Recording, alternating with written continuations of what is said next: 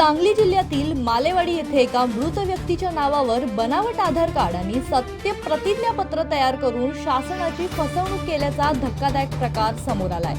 जमिनीचा वर्ग 2 मधून वर्ग 1 मध्ये बदल करण्यासाठी तहसीलदार आणि जिल्हाधिकारी कार्यालयाची दिशाभूल करण्यात आल्याचा आरोप स्थानिक शेतकऱ्यांनी केलाय। या प्रकरणामुळे परिसरात खळबळ उडाली असून संबंधितांवर फौजदारी गुन्हा दाखल करण्याची मागणी करण्यात येते। पारदर्शक कारभाराच्या दाव्यांवर प्रश्नचिन्ह उपस्थित झाले असून प्रशासनाने तातडीने चौकशी करून दोषींवर कडक कारवाई करावी अशी मागणी करण्यात येत आहे। सांगली जिल्ह्यामधील वाळवा तालुक्यातील मालेवाडी गावातील सर्वे नंबर 757 ही जमीन मूळ मालक बापू आप्पा मांग यांच्या नावे होती। सदरची जमीन ही तेव्हाच्या मामलेदारांनी सदर जमीन ही काढून शहीद कुटुंबातील सैनिक शहीद झालेल्या कुटुंबाला शहाबाई नामदेव शिंदे यांना 7 एकर 19 गुंठे ही जमीन त्यांच्या उदरनिर्वाहासाठी दिली होती व 5 एकर जमीन ही भाडे तत्वावरती राजाराम मोरे यांना दिली होती, बाळकृष्ण मोरे यांना।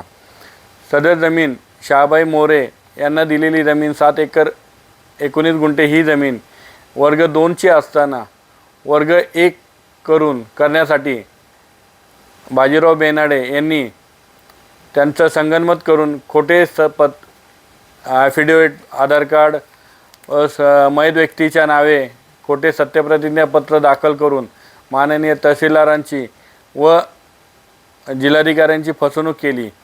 या फसवणुकीबाबत जे मूळ मालक आहेत बापू आप्पा मांग यांच्यावर अन्याय झालेला आहे।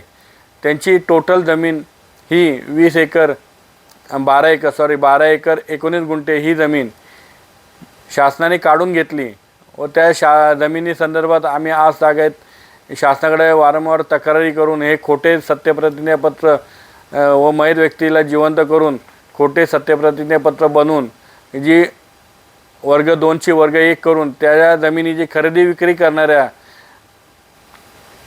व्यवहार करणाऱ्या व्यक्तींवरती आज तागायत कुठल्याही प्रकारची कारवाई केलेली नाही। मी वारंवार सांगली SP साहेबांना व तहसीलदार कलेक्टर साहेबांना भेटून त्यांच्यावर कारवाई करण्याची विनंती करत असताना माननीय तहसीलदारांनी 8/4/2026 रोजी सदर प्रकरणात सुनावणी घेतली। सुनावणी घेऊन आज इतके दिवस होऊन गेले सुद्धा आज कुठल्याही प्रकारची कारवाई केलेली नाही, कुठलाही आदेश पारित केलेला नाही आहे। त्यामुळे मी मुख्यमंत्री महसूल मंत्री यांच्याकडे या सदर जमिनीबाबत बापू आप्पा मांग या कुटुंबावरती जो अन्याय होत आहे त्या अन्यायासाठी मी वारंवार पत्रव्यवहार करून सुद्धा कुठल्याही प्रकारची मला दाद मिळत नाही आहे किंवा न्याय मिळत नाही आहे। तरी माननीय मुख्यमंत्री साहेब आणि महसूल मंत्री साहेब मला न्याय मिळवून देतील का? Bureau report, Janshakti, Sangli.